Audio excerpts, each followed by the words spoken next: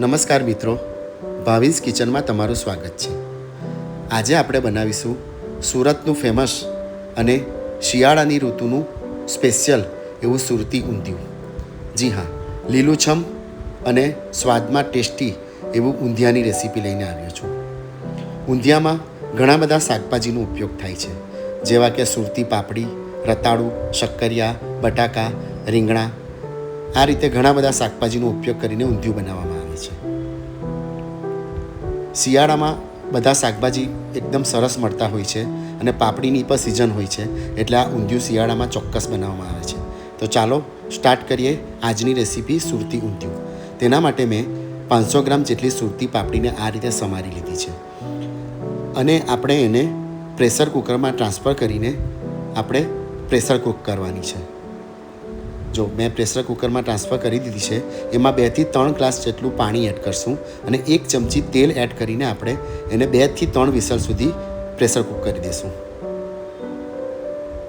પાપડી Cook થાય ત્યાં સુધી આપણે શક્કરિયા મેં લીધા છે 500 ગ્રામ જેટલા, તેને આ રીતે મોટા સમારીને આપણે સ્ટીમરમાં સ્ટીમ કરીશું. આપણે વરાળમાં એને બાફી લેવાના છે. એ જ રીતે બટાકાને પણ આપણે વરાળમાં બાફી લઈશું. શક્કરિયા, બટાકા અને રતાળું ત્રણે આપણે સ્ટીમરમાં વરાળથી બાફી લેવાના છે. આ જ રીતે રતાળુને પણ આપણે વરાળમાં બાફી લઈશું. મેં ઇડલીનું કુકર લીધું છે, તેમાં બટાકા, શક્કરિયા અને રતાળું ત્રણે સ્ટીમ કરી લીધા છે. હવે આપણે આદુ, મરચાં અને લસણની પેસ્ટ બનાવીશું. એના માટે મેં 200 ગ્રામ જેટલા મરચાં લીલા, 100 ગ્રામ જેટલું લસણ સૂકું અને 100 ગ્રામ જેટલું આદું લીધું છે. આ ત્રણે વસ્તુને આપણે સાથે મિક્સર જારમાં ટ્રાન્સફર કરી દઈશું. એની અંદર 1 ચમચી મીઠું એડ કરીશું અને અડધા લીંબુનો રસ એડ કરીશું અને એની એક સ્મૂથ પેસ્ટ બનાવી લઈશું.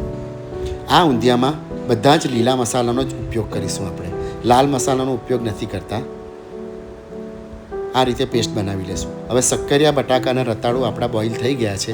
હવે આપણે એને વારાફરતી તળી લઈશું. તો સૌ પ્રથમ આપણે શક્કરિયાને ફ્રાય કરી લઈશું.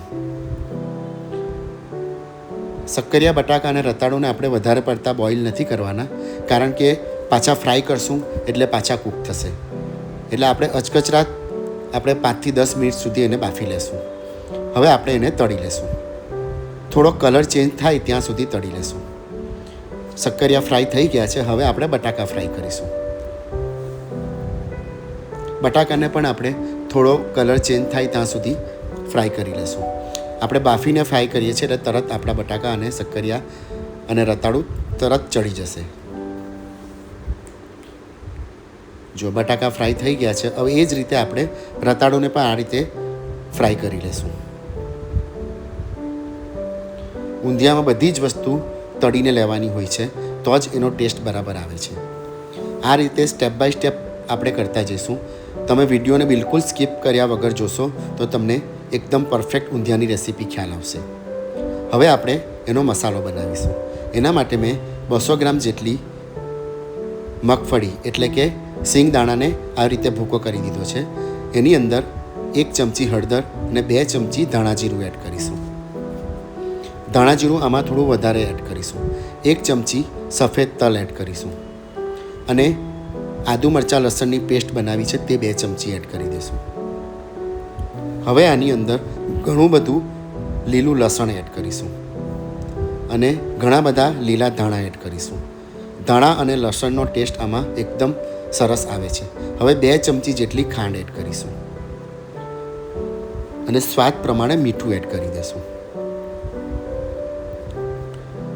અને અડધી ચમચી જેટલી હિંગ એડ કરી દઈશું અને 3 થી 4 ચમચી જેટલું તેલ એડ કરી મસાલાને બરાબર મિક્સ કરી દઈશું. આ મસાલા બનાવવાની જ આ ઊંધિયામાં ખૂબી હોય છે.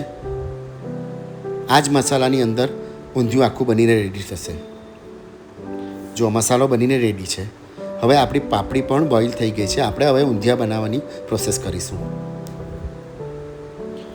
ઊંધિયા માટે મેં 1 તપેલું ગેસ પર ચડાવ્યું છે. આજે મારા ઘરે મહેમાન છે એટલે થોડી વધારે ક્વોન્ટિટીમાં મેં ઊંધિયું બનાવ્યું છે. તેલ 4 થી 5 ચમચી જેટલું તેલ એડ કરી એમાં 2 ચમચી અજમો એડ કરીશું. ઊંધિયામાં તેલ થોડું વધારે જ એડ થશે. હવે 2 ચમચી જેટલા સફેદ તલ એડ કરીશું અને 1 ચમચી હળદર એડ કરીશું અને ચૂટકી ભર હિંગ એડ કરીશું. હવે આપણે પાપડી એડ કરી દઈશું. બધી પાપડીને વઘારમાં બરાબર મિક્સ કરી દઈશું.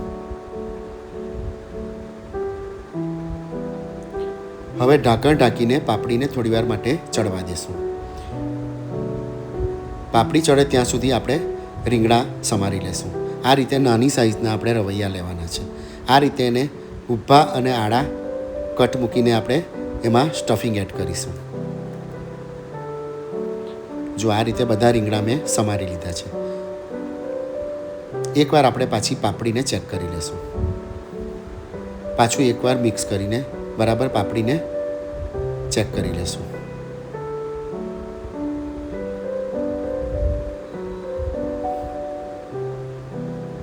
જુઓ, એકદમ પરફેક્ટ આપણી ગ્રીન કલરની પાપડી દેખાય છે.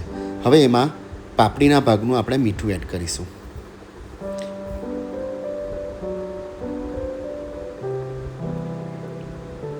હવે આપણે રીંગણમાં સ્ટફિંગ એડ કરી દઈશું.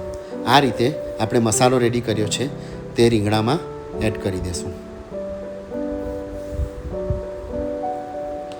આ રીતે બધા રીંગણા ભરીને એડ કરી દઈશું. આપણે રીંગણાને પણ આપણે પ્રેશર કુકરમાં 2 વિસલ સુધી કૂક કરીશું. બહુ વધારે નથી એને કૂક કરવાના, 2 જ વિસલ વગાડવાની છે. જો આ રીતે મેં કુકરમાં ટ્રાન્સફર કરી દીધા છે. હવે એને 2 વિસલ સુધી આપણે કૂક કરી દઈશું. હવે પાપડીમાં બી આ મસાલો આપણે બનાવ્યો છે તે 2 મોટા ચમચા ભરીને એડ કરી દઈશું અને બરાબર મિક્સ કરી દઈશું.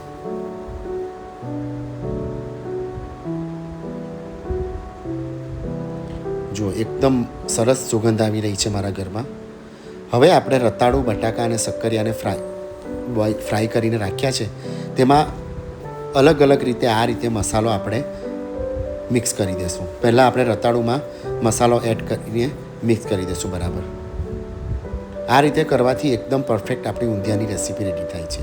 હવે આપણે રતાળું આપણે તપેલામાં એડ કરી દઈશું, જેમાં પાપડી આપણે ચડવા મૂકી છે એમાં. આ રીતથી તમે બરાબર સ્ટેપ બાય સ્ટેપ ઊંધિયું બનાવશો તો તમારું પરફેક્ટ ઊંધિયું બની રેડી થશે. એકચ્યુઅલી આ મારા વાઈફની સિક્રેટ રેસીપી છે. એની રેસીપીથી મેં ઊંધિયું બનાવ્યું છે આજે. એકદમ પરફેક્ટ એનું ઊંધિયું બનીને રેડી થાય છે. તો એના ગાઈડન્સથી મેં આજે ઊંધિયું બનાવીને રેડી કર્યું છે. હવે એ જ રીતે બટાકામાં પણ આપણે મસાલો એડ કરીને મિક્સ કરી દઈશું અને બટાકાને પણ આપણે આપણું ઊંધિયું કૂક થાય છે તે તપેલામાં એડ કરી દઈશું.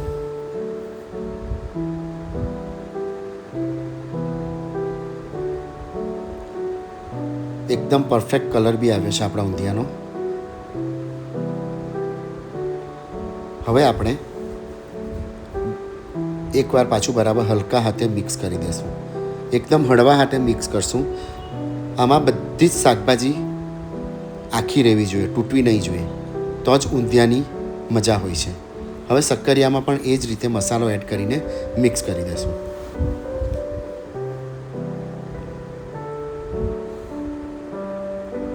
જો બધા જ શાકભાજીમાં મેં મસાલા એડ કરીને મિક્સ કરી દીધા છે. હવે શક્કરિયાને પણ આપણે તપેલામાં એડ કરી દઈશું. હવે બધા શાકભાજીને આપણે એકવાર બરાબર હળવા હાથે મિક્સ કરી દઈશું.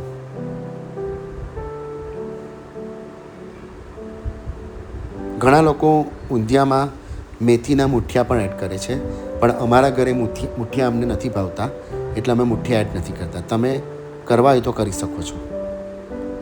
જો એકદમ બેસ્ટ આપણું ઊંધિયું રેડી થઈ ગયું છે. હજુ આપણે એને થવા દઈશું ધીમા તાપે. એકદમ ધીમા તાપે આપણે એને થવા દેવાનું છે. જુઓ ઉપર તેલ આવી ગયું છે. પરફેક્ટ આપણું ઊંધિયું કૂક થઈ રહ્યું છે. હવે આપણે આમાં રીંગણા બફાઈ ગયા છે તે આપણે એડ કરી દઈશું.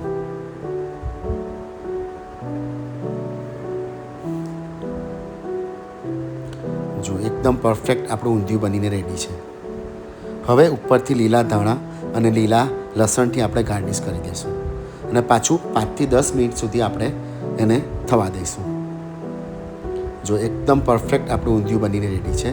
તેલ બધું છૂટું પડી ગયું છે એટલે આપણું ઊંધિયું રેડી છે. હવે આપણે ઊંધિયાને સર્વ કરીશું.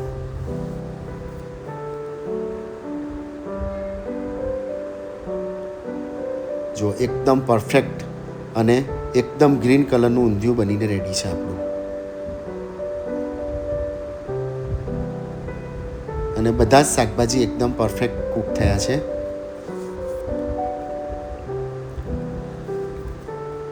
ઉત્તરાયણ આવી રહી છે તો ઉત્તરાયણમાં તમે બનાવી શકો છો. અમારા સાઉથ ગુજરાતમાં ઉત્તરાયણમાં સ્પેશિયલ બનાવવામાં આવે છે અને શિયાળામાં તો ચોક્કસ બનાવવામાં આવે છે. જો એકદમ ટેસ્ટી અને લીલુંછમ આપણું ઊંધિયું બનીને રેડી છે. તો તમને આ મારી રેસીપી કેવી લાગી મને કોમેન્ટ કરીને જરૂરથી જણાવશો. અને મારી ચેનલ ભાવિન્સ કિચનને સબસ્ક્રાઈબ કરીને બેલ આઇકન જરૂરથી પ્રેસ કરી દેજો. એનાથી શું થશે, મારી નવી રેસીપીનું નોટિફિકેશન તમને તરત મળી જશે અને તમે મારી રેસીપી જરૂરથી જોઈ શકશો. તો સુરતી ઊંધિયું એકદમ ટેસ્ટી અને ડિલિશિયસ બનીને રેડી છે. તમે જરૂરથી ટ્રાય કરજો અને મારી રેસીપીથી બનાવશો તો તમે એકદમ પરફેક્ટ ઊંધિયું બનાવીને રેડી કરી દેશો. ઊંધિયાને તમે પૂરી અને જલેબી સાથે સર્વ કરીશો. આગળની રેસીપી સાથે જલ્દી મળીશું. ત્યાં સુધી જય શ્રી કૃષ્ણ, જય સ્વામિનારાયણ. તમારો દિવસ શુભ મંગલ રહે. Thank you very much.